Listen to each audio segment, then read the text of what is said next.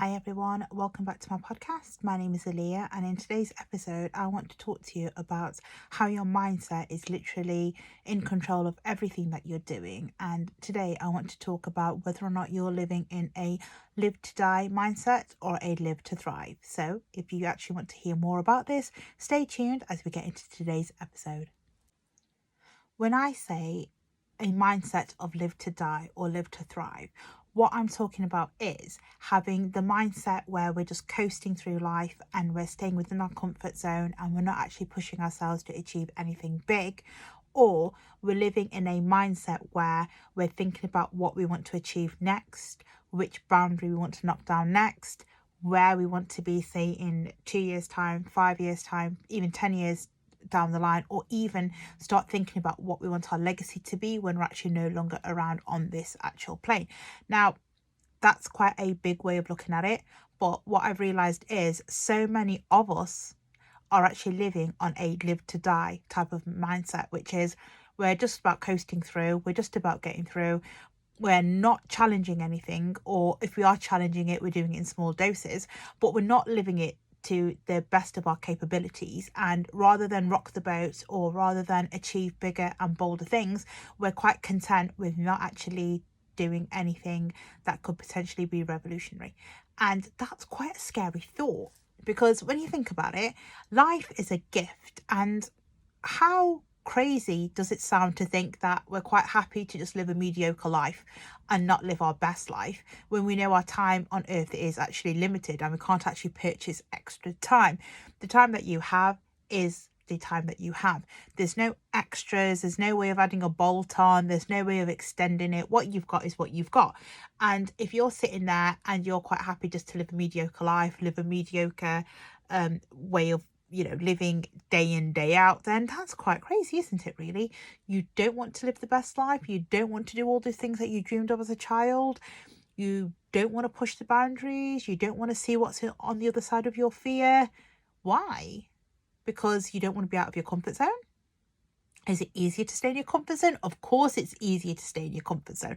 Of course it's easier just to coast along. Of course it's easier to stay in a job that you've been doing since you were like 18 or 19.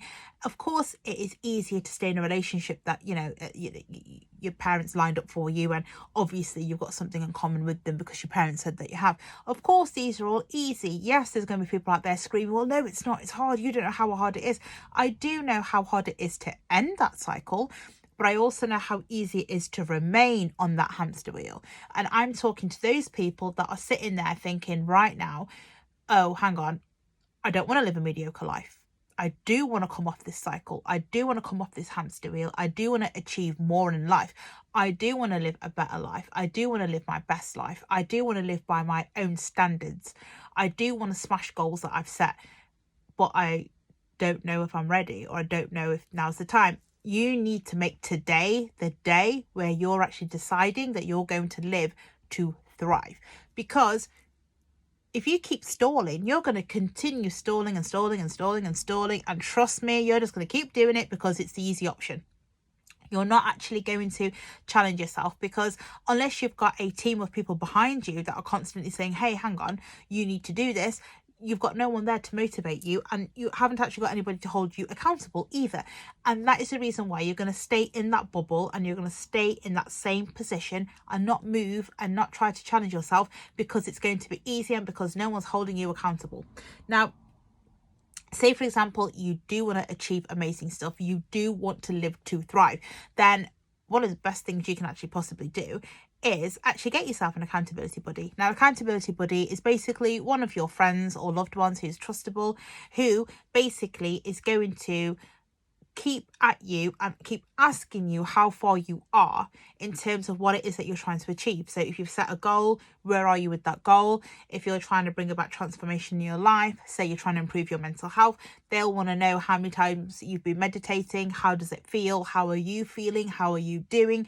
If you're trying to revolutionize your health, they'll want to know how's it going, how the workout's going, how's the new way of eating doing. For example, they'll want to know, they'll be interested, and they'll be keen to hear about your ups and downs.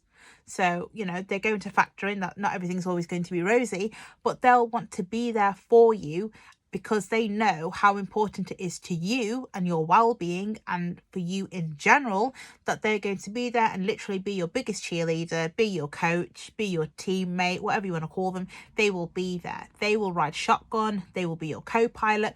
They will do everything for you because they know how important it is. But until you decide that today is the day where you're going to no longer live to just, a mediocre standard, you're going to live to thrive, not live to die, that can't happen. And you're the one who needs to make that decision. You're the one who needs to pull the plug on the mediocre life. You're the one who has to say, that's it now, enough. I don't want to live this life anymore. I don't want to live to these poor standards anymore. I don't want to do this job anymore. You're the one who has to actually call all those shots. No one else can do it for you. As we know, you have to actually do it. Of course, I fully understand that if you're in an arranged marriage, in a way, to some extent, your parents kind of pulled all the strings that they needed to get you into that position. And the idea that to become single, especially in your 30s, oh my goodness, being brown and single in your 30s on your own accord, to to cancel, a partnership, so to speak, that your family lined up, that was perfecto, and you've suddenly decided that you don't want to be in that relationship. I mean, the mind boggles, doesn't it, for the brown community? They'll be like, why would you do that, you ungrateful so-and-so? No. Forget about everybody else. Forget about everybody else. This is now about you deciding you no longer want to live a lukewarm life. You don't want to have to struggle to get up in the morning and go through the, rat race and not have anything fulfilling. You want to be emotionally fulfilled. You want to have a happy life. You want to be content. You want to feel unconditional love. You want to do a job that you enjoy. You want to be surrounded by people that actually know you, the real you. This is about you. We're not being selfish, guys. Don't call it being selfish. We're going to express self-love. And we're going to stop taking every day that is a gift for granted. We're going to make the most of our time on this planet. We're going to live a life where there is a legacy worth looking back on, regardless of the size of the legacy. We're going to do all these amazing things because we are more than capable. We are more than worthy. And we shouldn't be wasting any moment because none of us know how long we've got left on this planet. As we've been born, we know we're actually going to die. It's a guaranteed. But why should we all just simply plod along, coast along and say, yeah, we're just living for the idea that we're going to die? Why are we not all thinking we're going to live to thrive? We're going to thrive. We're going to set goals. We're going to smash them. We're going to change things. We're going to revolutionize the way we work. We're going to go about changing our mindset. We're going to help other people around us change our mindset.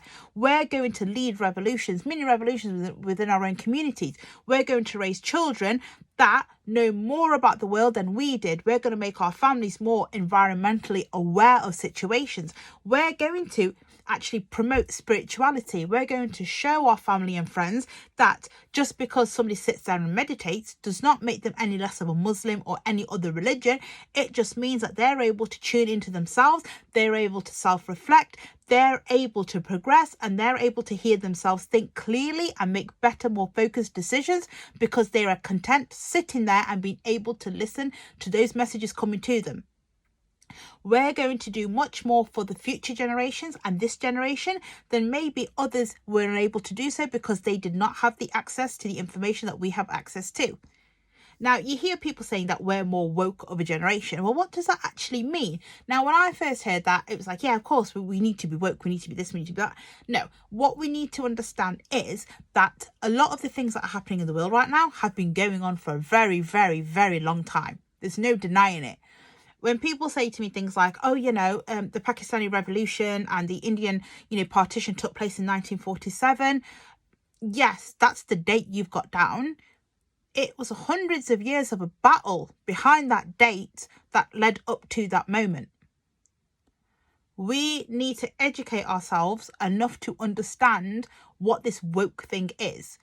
All the stuff that's happened around the world for Black Lives Matter, that's been going on for hundreds of years. But suddenly it's all now focusing on there, and suddenly we're now at a stage where everybody feels that they've got an opinion, or they've got a righteous opinion, or they're able to talk about it. Well, there's hundreds and hundreds of years of history there. How much have you educated yourself on before you enter the actual field of talking about it? We still need to educate ourselves on a lot of things. We cannot all become professionals based on what we read on social media or what we watch on social media or what we hear on the news or what, Ethel down the road tells us is happening, or Sagina up the road, or Jane at the petrol station. We have to educate ourselves. And this generation has so much power to change everything, but it starts with changing themselves. No longer should we be living to just die. We need to live to thrive. We live a life where we're making progress, where we're changing things, we're revolutionizing things, we're making a difference, we're leaving a positive legacy, we're doing everything in our power to make change. And we change ourselves first, because the most powerful thing you can possibly do is change yourself before you start changing others around you. When you change, the surroundings around you change, then the others around you in those surroundings will start to change. It has a ripple effect. It will ripple out into the community. Now, of course, it's not going to happen overnight. That's never going to happen. But it starts with you saying, right, that's it. Enough is enough. No more. I am no longer living this mediocre life. I'm not living this, whatever you want to call it. I'm actually going to live the life I know I'm worthy of. I'm going to live a life where when I look back on it and say about 40, 50 years time, I'm going to be like, you know what? Yeah, I did a lot. I'm happy. I'm content. I know I've done good for the world. I know I've done good for myself. I'm content. I was able to fulfill my spirituality. I was able to fulfill my religious duties, my family duties, and everything else in between. I've been a good human. I've done my bit on this planet, because I chose not to live to die. I chose to live to thrive. And that's what I'm going to teach my children, or I'm going to teach, my nephews and nieces, or those around me and my loved ones. I'm going to make a difference. But it started with me, with my mindset and how I dealt with it. It didn't start with me just reading some random books that I picked up at, the local bookshop. It didn't start with me just listening to podcasts or watching videos on YouTube. It started with me deciding I was going to be the change I wish to see in the world. I am no longer going to waste a single second of my life. I'm not going to just sit there idly scrolling through social media every night for 2 to 3 hours and potentially wasting about 700 hours of my life a year just scrolling through social media, because that's not going to bring anything into my life worthy of me. That's not going to bring much positivity into my life. What is that actually going to do? What is that going to do in the long term? What is it going to do? Every action you take, you should be questioning what the outcome is. And if the outcome isn't positive, ask yourself if it's actually worth you taking action on it. If you're about to step into a arranged marriage, for example, if you cannot see any positives from the word go in that union, should you be entering that union? You cannot... Let me repeat this in simple, plain English. You cannot force yourself to love someone, right? We're human. We crave appreciation. We crave love. We crave the feeling of belonging, because we're human. Our ancestors traveled about in large tribes all together in a loving society where we all fitted in and we all had all these lovely, people around us. There was love, there was support, everything. We're human. Yeah, this is what we go for. If you're already doubting a union you're going into, and you can already see cracks where there isn't going to be much support, your actual way of thinking does not match that family's mindset, doesn't potentially meet the mindset of your future spouse, think about it carefully. Do you really want to be stuck in that situation for like 50 or 60 years or however many years, where your parents would ideally like you to be stuck for that long, because that's how long they'd want your marriage to actually last, or beyond that? Do you have what it takes to make something like that work? Can you make something like that work? I couldn't. I didn't. I failed. And that's one of the failures that I'm actually proud of, because if I hadn't have failed, I wouldn't have moved on to what actually I feel is my purpose. And my purpose is to kick you all up the backside and make you live a better, higher standard life that is up to your own standards. Now, nothing I ever say is anti-religion, is anti-society. What it is anti-dumb. And by that, I mean, if you're entering a relationship where clearly you can see there is nothing in there for you, you're being dumb. And I know that's going to be offensive to a lot of people. I'm not talking about the people that are in forced marriages, right? That's different. That's a violation of so many rights. Even I don't want to go into that. But I'm on about the people that walk into an arranged marriage knowing that isn't going to work. It's like, hello? Did you not get the the memo of self-love? Well, clearly you didn't. You're just repeating ancestral mistakes. Stop doing it.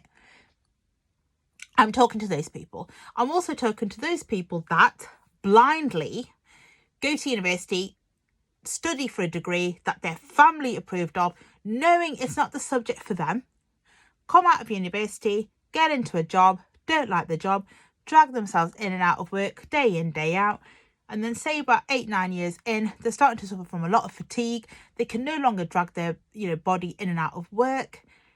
Boy, were you dumb for actually doing that in the first place. You should have followed your heart. That's what it's there for. Your mindset isn't about being selfish, it's about being selfless. And if you can do what you love on a daily basis, it boosts not only your own self-love, it boosts how you feel towards everybody, it improves your relationships, it improves your surroundings, you become proud of who you are, you then want to be proud of everything else around you.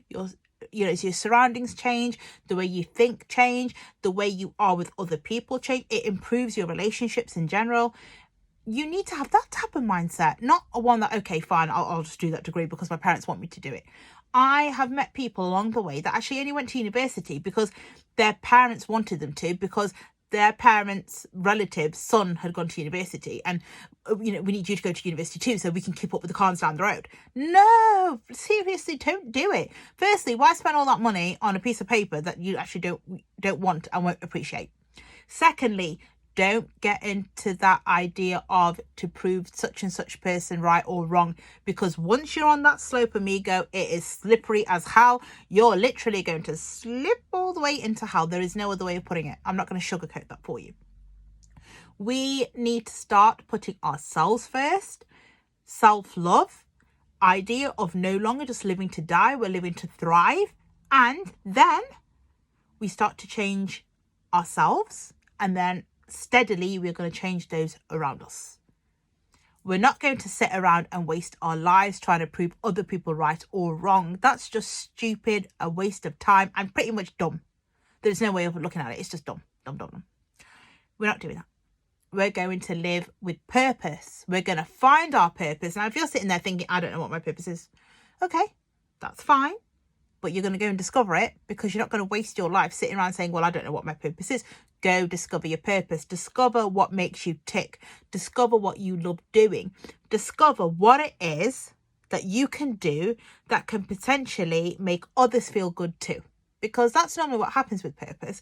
You find it with a lot of healers. When they're talking to people and they're working with people, they feel good.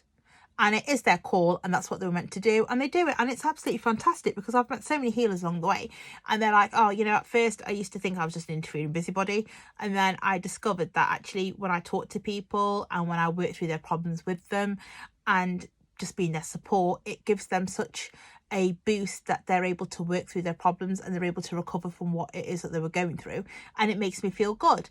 That is the goal that a lot of us should be having. Now, some of you will be sitting there going, what's a healer? Well, there's various different levels of healing. And, you've got some people out there that are naturally empathic, that can feel other people's feelings and help them through them and help support them, and, are able to provide a service that not everybody can. And then you have other healers that take on jobs as, say, for example, coaches and people like that, and they support via that. You've got all these different people on various different levels that help heal. And why we talk about healing is often when we're unable to express self-love, it's because we haven't healed from something, or we're carrying some kind of ancestral burden within ourselves. And that's why we're unable to move on, and we're repeating the same mistakes again and again and again.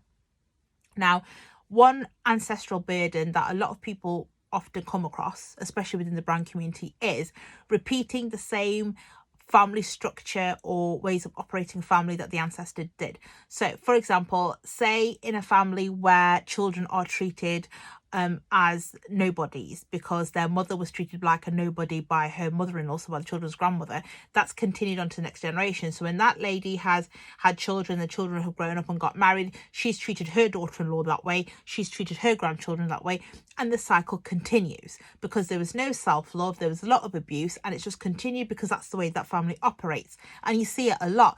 That is one of the cycles that straight away should make you think, hang on, what am I achieving by doing this? What am I achieving by being nasty to somebody? What will actually come out of it? What positive thing is going to happen? What legacy is this leaving? Now, the legacy it's going to leave if you continue on that cycle is a negative one, because the next generation will just continue it, and it'll continue and continue and continue and just become an ancestral issue that no one wants to deal with. You can deal with it and you can break the cycle. All of you have the power to break the cycle. Never underestimate your own inner power to challenge and to change things and to bring about amazingness into your families and into your world. You are more than capable and you are more than worthy. But you do need to start with your mindset. Change it, flip that switch, change it from just live to die to live to thrive. And then once you've done that, you will notice that you'll start highlighting things within your life or within your family or within your extended network, etc., that you know need addressing so that you can progress and so they can progress. And there is nothing wrong with you wanting others to progress the same time as you. That is selfless. Do that. If that's what you need to do, do it. But always remember, it starts with you. Put yourself first. Get on with your progress and then move on to helping other people, because that's how it should be done. Start with yourself, be the change you wish to see in the world, and then progress on to others around you. And like I said, it's a ripple effect. So once you start doing amazing things, others will see it and start mirroring it, and it goes on and on and on and starts, spiraling into amazingness. And that is what we want. More amazingness. But the first thing we're going to do is change that mindset. You're no longer living to die, you're living to thrive. So that being said, I'm going to wrap up today's podcast. Your takeaway message from today is that living to die is a waste of your life. Living to thrive is going to take you into so many amazing places that you could never have even dreamed of. All these amazing opportunities, amazing relationships, and amazing things that are going to come up in your life because you changed the way you thought and you changed the way you're actually going to progress with your path. And that is what you need to do. So, don't forget, new podcasts go on a Monday and a Friday. I also post videos onto Instagram on a Wednesday. And in between that, I do pop up on social media. My Instagram username is Alliyah UK. So if you follow me on there, you'll be able to catch up with the podcast links, also with the videos and everything else in between. With that being said, guys, let other people know what it is that we do. If you've enjoyed what you've heard today, if it's triggered you to go and make a change, share it with other people. The more people we can reach with these podcasts, the more amazing transformations we can spark. And that's what we're here to do. We're here to live our best life and we're here to inspire others along the way. So until the next podcast or until the next video, I will catch you all then. Take care and I'll see you soon. Bye.